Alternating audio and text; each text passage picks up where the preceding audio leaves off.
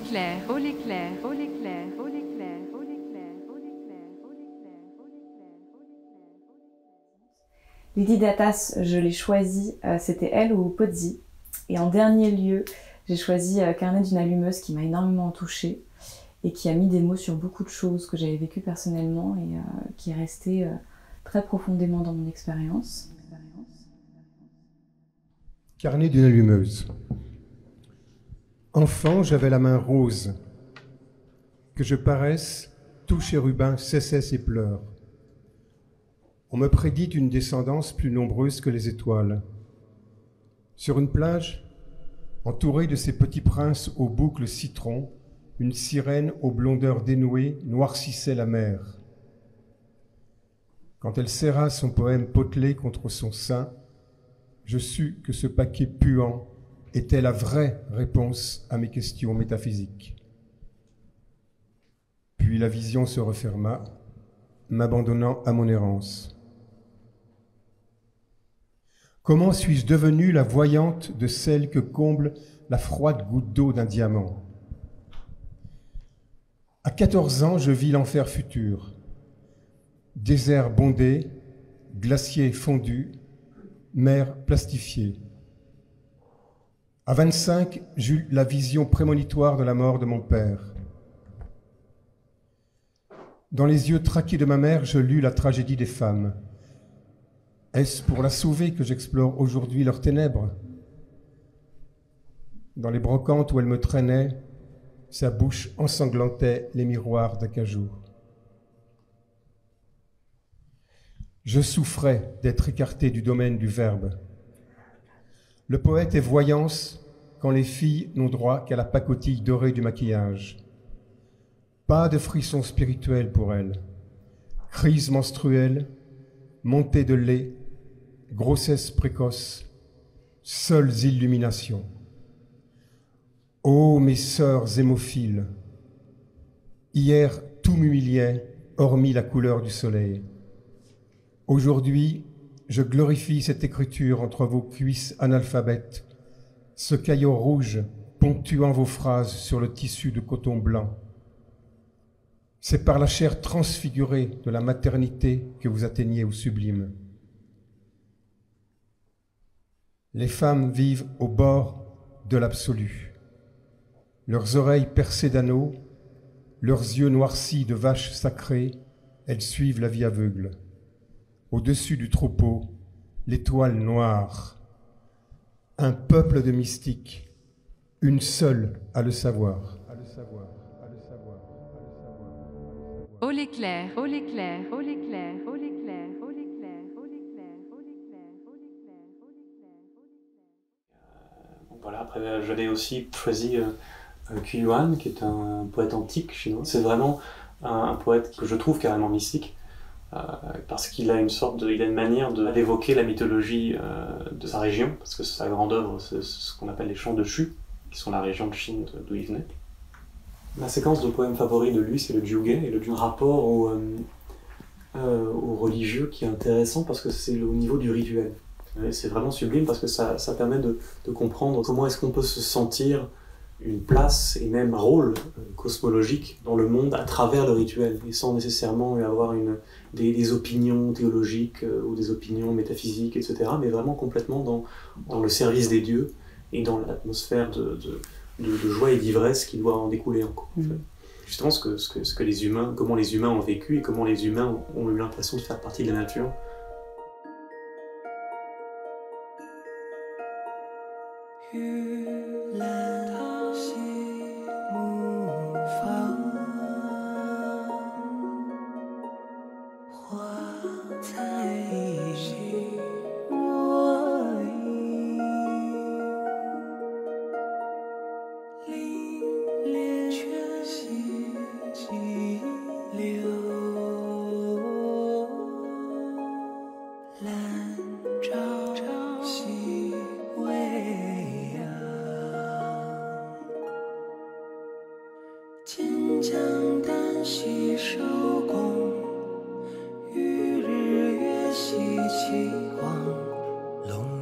西地复了有西周章。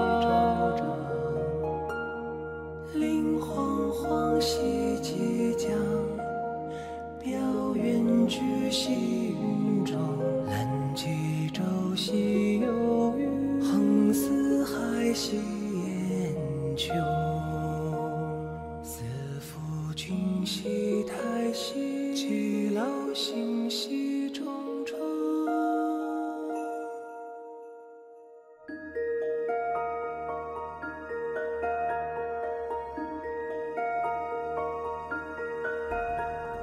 玉兰堂兮木芳，花彩兮若影，历练兮急流，兰昭昭兮未央。坚强担兮收功，与日月兮齐光。龙家兮地素辽，游兮周章。灵惶惶兮其强，表远居兮云中。蓝旗洲兮有雨，横四海兮烟穹。四夫君兮太息，其老心兮重重。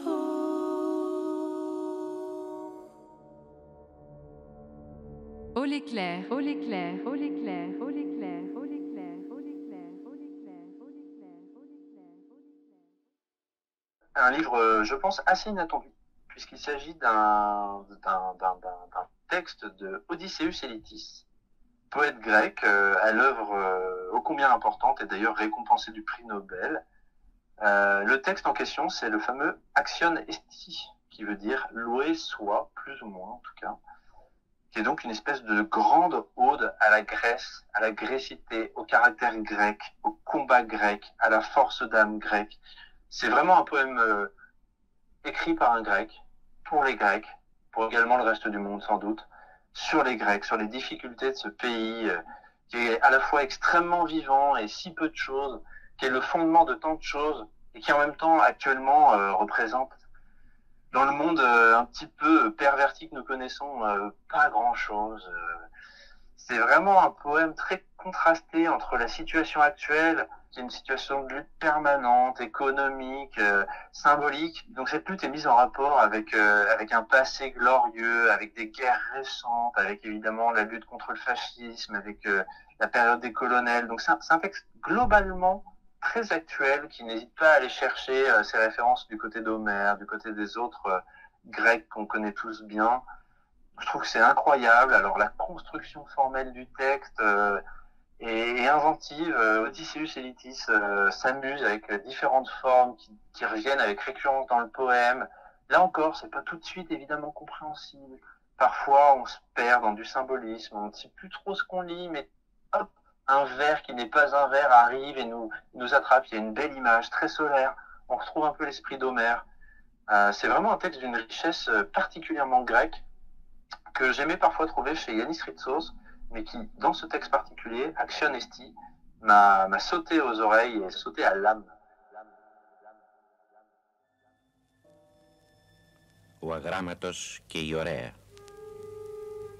Comme langue, on m'a donné le parler grec. Comme maison, un pauvre abri sur les syrtes d'Homère. Mon unique souci, cette langue, bâtie sur les syrtes d'Homère. Là-bas sont sargues et perches, verbes qui vibrent soulevant leur verdeur à travers l'azur, tant que j'ai vu dans mes entrailles s'allumer éponges et méduses avec les premiers hymnes des sirènes, coquilles d'or rose avec leurs premières fièvres noires. Mon unique souci, cette langue, avec ses premières fièvres noires. Là-bas sont dieux basanés, cognaciers grenadiers, cognats et gens associés versant l'huile translucide au fond des gigantesques jarres, et souffles divins qui montent des ravins, fleurant bon la lentisque et l'osier, les gingembres et les genêts, avec les premiers pépiments des pinsons, ancienne douce, avec les tout premiers gloria. Mon unique souci, cette langue, avec ses tout premiers gloria. Là-bas sont lauriers et palmes, louanges et encensements, bénissant nos combats et nos vieux fusils trop longs. Sur le sol comme nappé d'une mantille de vigne, grille d'agneau, choc de dur, Christ est ressuscité, avec les premières salves des Hélènes. Mystiques amours avec les premières phrases de l'hymne. Mon unique souci, cette langue, avec les premières phrases de l'hymne.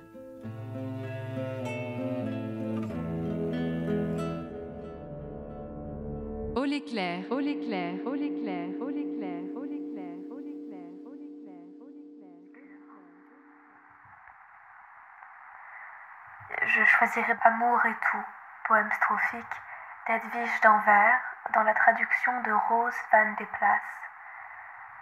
Ces chants présentent une incandescente tension poétique qui fait écho à celle de Louise Labbé et qui trouve sa plus noble expression entre la souffrance la plus cruelle et la haute joie existentielle.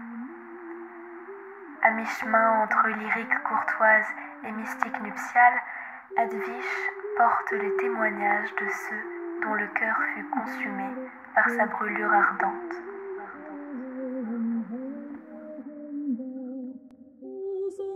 Stete winterzware, die menigen maken dat herte zwaar. In die tijden is openbaar de feesten van allen heiligen waar. Ik heb gedoogd menige varen, maar bovenal geet mij die waar, hoe ik ter minnen zal geraken. Mine mag troosten niet te min, door haar is mij al leed gewin. Zij is de kracht van mijn zin, want zij is zelf raad en de zin. Weder ik verlieze och te winnen, minne zal wezen mijn gewin, want zij is zelf genoeg in allen zaken.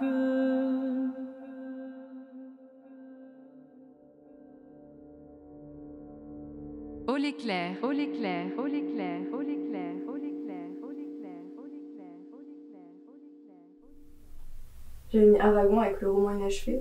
J'ai été surprise de toute la diversité qu'on pouvait mettre dans un recueil, puisqu'il passe de l'alexandrin à la prose, au vers de 16 syllabes, je crois. Je crois qu'il est même le premier à les utiliser en français. Et puis ce mélange des genres aussi, ça m'a beaucoup parlé. Avoir un recueil qui s'appelle roman, puis qui est en même temps une autobiographie, je trouvais ça inspirant. Vous n'avez réclamé la gloire ni les larmes, ni l'orgue ni la prière aux agonisants. 11 ans déjà que cela passe vite, 11 ans. Vous vous étiez servi simplement de vos armes. La mort n'éblouit pas les yeux des partisans.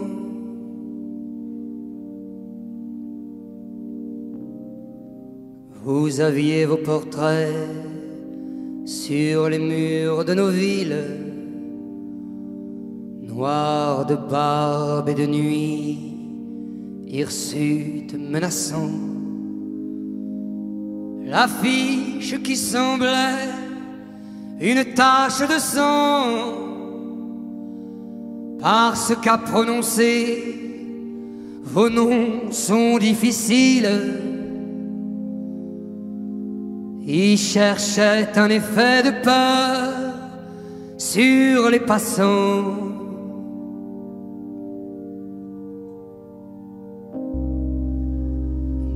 me semblait vous voir, français de préférence. Les gens allaient sans yeux pour vous, le jour durant. Mais à l'heure du couvre-feu, des doigts errants avaient écrit sous vos photos: mort pour la France. Et les mornes matins en étaient différents.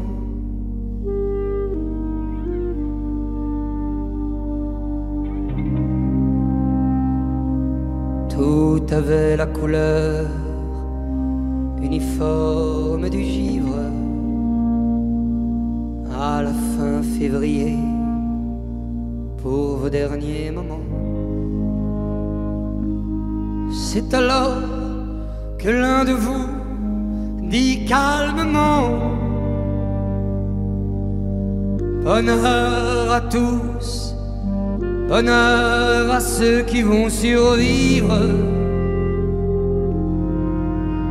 Je meurs sans haine en moi pour le peuple allemand.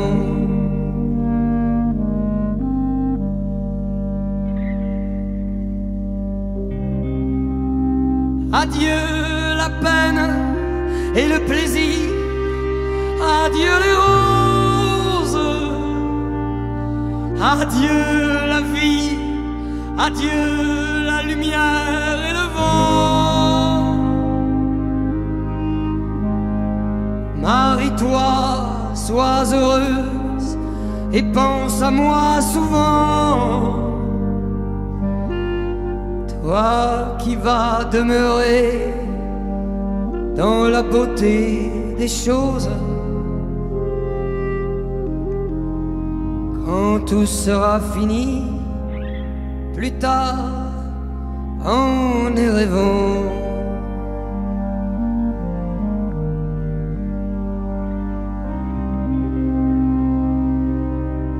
Un grand soleil d'hiver éclaire la colline, que la nature est belle et que le cœur me fend. La justice viendra sur nos pas triomphants. Oh mon amour, ma Mélinée, mon orpheline. Et je te dis de vivre et d'avoir un enfant.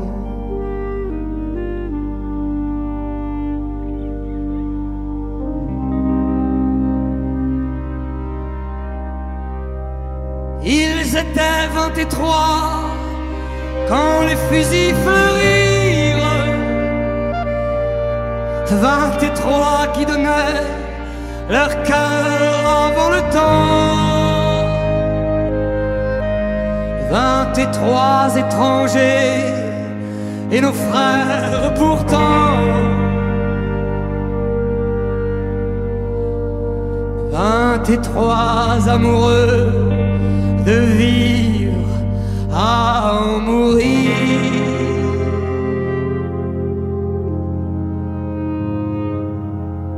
23 qui criaient la France en s'abattant.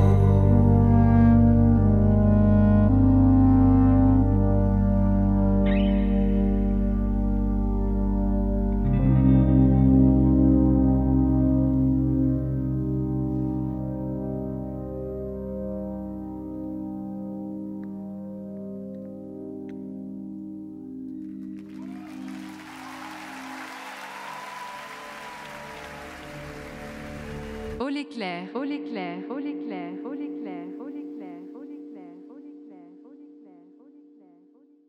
J'ai découvert la poésie folle de Dickinson. Dickinson durant le premier confinement, en fait finalement le seul vrai confinement. Et pendant cette période, je vivais en recluse, comme elle a vécu en recluse, et je pouvais me promener dans un jardin mental et rencontrer les anges grâce à ces pages. J'ai lu sa poésie en langue originale dans la grosse édition des poésies complètes chez Flammarion, dans laquelle les poèmes sont traduits par Françoise Delphi. J'insiste un peu sur la nécessité, si possible, de lire Dickinson en langue originale. Of nearness to her sundered things, the soul has special times, when dimness lacks the arity, distinctness easy seems. The shapes we buried dwell about, familiar in the rooms, untarnished by the sepulchre. The mouldering playmate comes, in just the jacket that he wore, long buttoned in the mold, since we, old mornings, children, played, divided by a world. The grave yields back her robberies. The years our pilfered sings, bright notes of apparitions, salute us with their wings, as we it were, that perished themselves, had just remained till we'll rejoin them, and was they, and not ourselves, that mourned.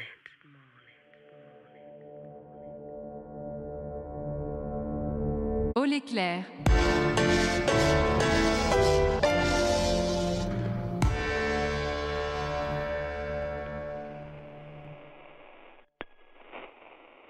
Test.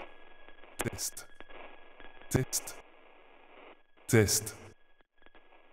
Dernier appel à Jupiter. Merci. Ainsi me revient-il de conclure la saison 0 de Au l'éclair, tentative expérimentale de présentation des membres d'Éclair Brut, pour mieux commencer, l'année prochaine, une première saison plus sérieuse, centrée sur l'œuvre d'une poétesse. Nous en reparlerons en temps voulu. Aujourd'hui, c'est la fin de cette saison 0, qui signe également la fin du second volet de la trilogie des 21 questions. Une dernière vidéo, tirée de la FAQ, conclura cette épopée interrogative, qui aura permis d'embrasser les questions de la communauté, les questions de l'éclair, et les questions intimes. Voilà pour les repères. Venons-en à la dernière des 7 questions pour un ecclésiaste. Un éclair, qui frappe votre bibliothèque et la laisse en flammes, ne vous laisse que 7 livres à sauver, lesquels? 7e épisode, 7e réponse, 7e livre. Pour donner tout le relief nécessaire à cette aventure, acceptez que je boucle la boucle avec le livre par lequel, il y a quelques mois, je terminais le premier épisode, la Bible hébraïque, traduite par André Chouraki, dernier volume que je préserverai de l'incendie, bien qu'il ne soit pas sans garder sa part de brûlure. On n'insistera jamais assez sur l'acte intransigeant de poésie pure que représente l'œuvre de ce traducteur d'exception, tant il permet d'en renouveler l'approche, par les veines de vitalité qui l'irriguent, et le porte à un état littéraire peu comparable aux traductions qui le précédèrent. La lecture qui va suivre, celle des premières pages de la Genèse, un des textes qui a le plus marqué l'imaginaire occidental, vous permettra d'en réaliser la vigueur authentique. En tête, Elohim créa les ciels et la terre. La terre était tohu et bohu, la ténèbre sur la face de l'abîme, et le souffle d'Elohim planait sur la face des eaux. Elohim dit, la lumière sera, et la lumière est. Elohim voit la lumière, oui, le bien. Elohim sépare la lumière de la ténèbre. Elohim crie à la lumière, jour. À la ténèbre, il crie, nuit. Et c'est le soir, et c'est le matin, jour unique. Elohim dit, un plafond sera au sein des eaux, un séparateur entre les eaux et les eaux. Elohim fait le plafond, il sépare les eaux sous le plafond, des eaux sur le plafond, et c'est ainsi. Elohim crie au plafond, ciel, et c'est le soir, et c'est le matin, deuxième jour. Elohim dit, les eaux se rassembleront sous les ciels vers un lieu unique, le sec apparaîtra. Et c'est ainsi, Elohim crie au sec, terre. Au rassemblement des eaux, il crie mer. Elohim voit, oui, le bien. Elohim dit, la terre gazonnera le gazon, l'herbe ensemençant semence, l'arbre à fruits faisant fruit pour son espèce, dont la semence est en lui sur la terre. Et c'est ainsi. La terre fait sortir le gazon, l'herbe ensemençant semence pour son espèce, et l'arbre faisant fruit dont la semence est en lui pour son espèce. Elohim voit, oui, le bien, et c'est le soir, et c'est le matin, troisième jour. Elohim dit, des lustres seront au plafond des ciels pour séparer le jour de la nuit. Ils seront pour les signes et les temps et les jours et les ans. Ce seront des lustres au plafond des ciels pour éclairer la terre. Et c'est ainsi. Elohim fait les deux grands lustres, le grand lustre pour le gouvernement du jour, le petit lustre pour le gouvernement de la nuit. Et les étoiles. Elohim les donne au plafond des ciels pour éclairer la terre, pour gouverner le jour et la nuit, pour séparer la lumière de la ténèbre. Elohim voit, oui, le bien. Et c'est le soir, et c'est le matin, quatrième jour. Elohim dit, les eaux foisonneront d'une foison d'êtres vivants. L'oiseau volera sur la terre, sur la face du plafond des ciels. Elohim crée les grands dragons, tous les êtres vivants, rampants, qui foisonnent dans les eaux pour leurs espèces, et tout oiseau ailé pour son espèce. Elohim voit, oui, le bien. Elohim les bénit et dit, fructifiez, abondez, emplissez les eaux des mers, et l'oiseau qu'il abonde sur terre. Et c'est le soir, et c'est le matin, cinquième jour. Elohim dit, la terre fera sortir l'être vivant pour son espèce, bête, reptile, le vivant de la terre pour son espèce. Et c'est ainsi. Elohim fait le vivant de la terre pour son espèce, la bête pour son espèce, et tout reptile du sol pour son espèce. Elohim voit, oui, le bien. Elohim dit, nous ferons Adam, l'homme, en notre forme, à notre ressemblance. Ils domineront le poisson de la mer, l'oiseau des ciels, la bête, toute la terre, tout reptile qui rampe sur terre. Elohim crée l'homme en sa forme. En forme d'Elohim, il le crée. Mâle et femelle, il les crée. Elohim les bénit. Elohim leur dit, fructifiez, abondez, emplissez la terre, conquérez-la, dominez le poisson de la mer, l'oiseau des ciels, tout vivant qui rampe sur la terre. Elohim dit, voici, je donne pour vous toute l'herbe ensemençant semence sur la face de toute la terre, et tout arbre qui porte en lui fruit d'arbre ensemençant semence. Pour vous, c'est en nourriture, pour tout vivant de la terre, pour tout oiseau des ciels, pour tout reptile sur la terre ayant en lui être vivant, toute verdure d'herbe sera en nourriture. Et c'est ainsi, Elohim voit tout ce qu'il a fait, et voici, oui, le grand bien. Et c'est le soir, et c'est le matin, le 6e jour. Ils sont parachevés, les ciels, la terre et toute leur milice. Elohim parachève au 7e jour son œuvre qu'il a faite. Il chôme le 7e jour de toute son œuvre qu'il a faite. Elohim bénit le 7e jour, il le consacre. Oui, en lui, il chôme de toute son œuvre qu'Elohim a créée pour faire. Voici la geste des ciels et de la terre en leur être créés, au jour de faire Adonai Elohim, terre et ciel.